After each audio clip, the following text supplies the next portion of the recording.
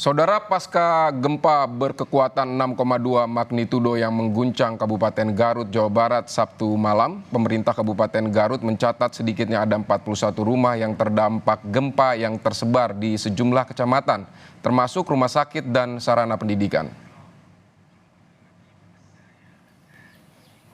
Gempa berkekuatan 6, magnitudo yang mengguncang Kabupaten Garut Sabtu malam pada pukul 23.29 waktu Indonesia Barat membuat sejumlah rumah warga, fasilitas umum seperti halnya rumah sakit, Pamengpek milik Pemkab Garut dan fasilitas pendidikan terkena dampak.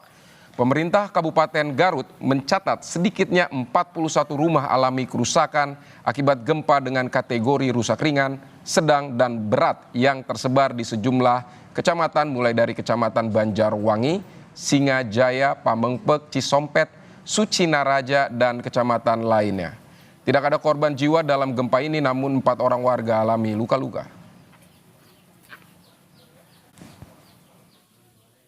Bencana itu ada 41 tersebar di beberapa kecamatan, kemudian total pasien kesehatan 1, ini di Pamengpek, kemudian juga orang terluka ada 4 orang, berdasarkan informasi yang dapat, fasilitas pendidikan 1, dan kemudian terakhir di Cilawu itu ada benteng Bank BRI 1 yang agak yang jatuh. Pak, dari jembatan tersebut kriteria rusaknya seperti apa, Pak? Jadi beberapa rumah ada yang terkategori memang berat, kemudian ada yang sedang dan juga ada yang ringan.